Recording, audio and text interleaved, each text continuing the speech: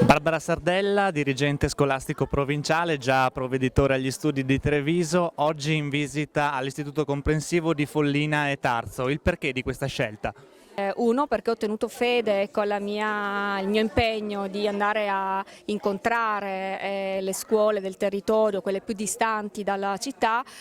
E due, perché volevo anche rendere onore e merito a questa comunità che ha fatto anche dell'accoglienza il fiore all'occhiello, anche non solo della scuola ma anche dell'amministrazione. È stato sicuramente un modo di porsi nei confronti di questa necessità, cioè di accogliere le famiglie straniere che venivano nel nostro paese, e che è stata vincente, perché alla fine si è realizzata quella integrazione che è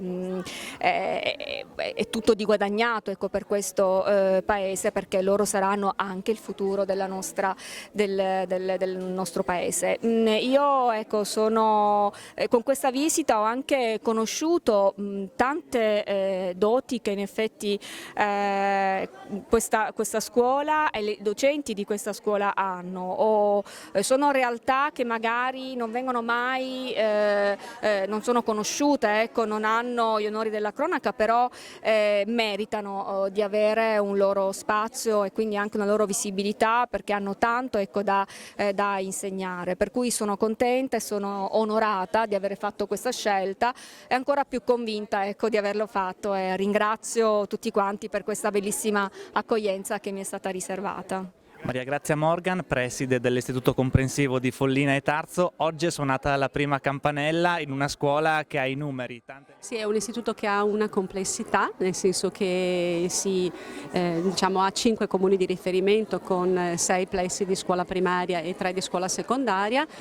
Siamo intorno ai 1025 alunni e dal punto di vista del personale insomma è un'azienda abbastanza grossa, visto che si parla di 140 persone.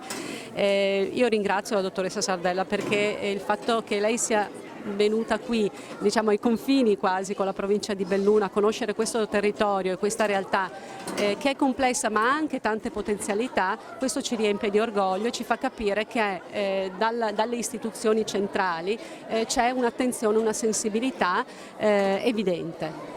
Una sensibilità dimostrata anche dagli amministratori comunali locali e anche dal gruppo Alpini oggi. Assolutamente, con gli amministratori, che sono 5, mi interfaccio quasi quotidianamente, perché ovviamente nella scuola problematiche ce ne sono ogni giorno, e devo dire che da parte loro c'è il sostegno sia per quanto riguarda l'aspetto della sicurezza e della cura degli edifici, ma anche per tutto l'aspetto della offerta formativa che questo istituto dà ai propri alunni e alle famiglie. Per quanto riguarda gli alpini, come diceva la dottoressa Sardella, guai a non averli, perché veramente sono dei portatori di interesse particolari e sono anche sempre attenti alle esigenze della scuola, entrano nella scuola in determinati momenti con attività educative e di educazione alla cittadinanza veramente di grande pregio. Angela Colmellere, sindaco di Miane, anche lei presente oggi qui a Follina per l'apertura del nuovo anno scolastico. Quest'anno particolare per la presenza del provveditore, dicevamo. Sì, oggi è un'occasione speciale per la nostra comunità, per le nostre comunità, per il nostro istituto comprensivo. È un'occasione unica dove appunto la periferia rappresentata da questo istituto comprensivo ha modo di esprimersi e di mettersi in luce. Questo è un istituto molto complesso, molto grande, però composto da scuole dove comunque c'è ancora sono ricche di tradizione, piccole, però legate ancora al vecchio concetto della scuola tradizionale, dove la scuola è comunque una seconda famiglia, dove le maestre svolgono il loro lavoro con passione, cosa che magari nelle realtà un po' più complesse è meno frequente appunto trovare questa vicinanza delle famiglie anche alla scuola stessa. Mario Collet, sindaco di Follina, questo nuovo anno scolastico si apre oggi con una bella sorpresa, una bella novità, l'arrivo del provveditore di Treviso qui a Follina. Sì, è stata sicuramente una scelta coraggiosa da parte del provveditore agli studi rendersi conto che ci sono anche delle realtà periferiche che meritano di essere tenute in considerazione, realtà periferiche che vanno valorizzate perché hanno delle grosse potenzialità. Questo ci fa un enorme piacere, non è mai successo e speriamo che sia di buon auspicio per il futuro.